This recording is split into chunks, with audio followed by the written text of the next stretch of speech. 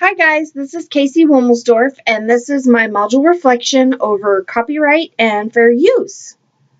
Well, the first question is, after reviewing the copyright and fair use websites, which areas surprised you the most as breaking copyright laws or not meeting the fair use criteria? Well, I guess the thing that surprised me the most was how often I myself and other individuals don't take into account copyright and fair use laws.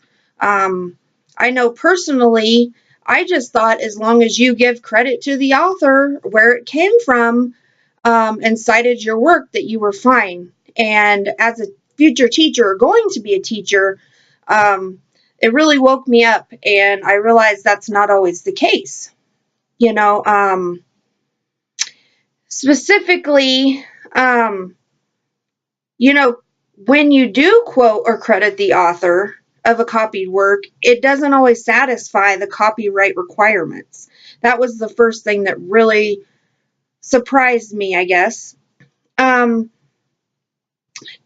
also, the part that what is copied by or protected by copyright. And the short answer, in the article was nearly everything. So that really surprised me. And the second question is, what examples have you experienced where educators have broken copyright laws or fair use policies? Is it really that big of a deal? Well, first of all, I can remember in school I was always kind of one of the teacher's helpers, especially my senior year, in music and in a couple other classes I had. And I can remember copying tons of sheet music for choir. We were a poor little high school, and we didn't have enough music to go around, so we'd make copies. Or the copies would get lost, and so we'd make more copies. And of course, we know now, or I know now, that there are laws in place that we should not be doing this. Also, chapters in books, it seemed like was a big one. Somebody would lose their book and you just run to the office and copy somebody else's. And I didn't really think about it at the time, but that's not ethical, And as far as, is it a big deal? Yes, it's a big deal. Somebody else created that work, and we need to be responsible and make sure that we follow the copyright and these fair use laws. I guess I really hadn't given much thought to it, and it really brought it into perspective how often I actually break these laws.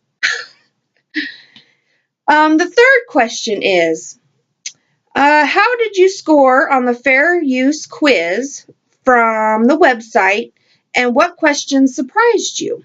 Well, I didn't do as well on the test as I thought I did, or I thought I would do. I got an 85%, which is still passing, but there's so much material with copyright. I think that training in my future needs to be in order, especially somebody to kind of lay it out and say, this is what we can do and this is what we can't do. But I got an 85% on that, and number 6 really stumped me. It said copyrighted material used in multimedia projects may remain in the student's portfolio forever. Well, of course, I put false. I wasn't really sure on the answer, but the answer was true. As long as the material is not publicly distributed, the student may archive his or her work.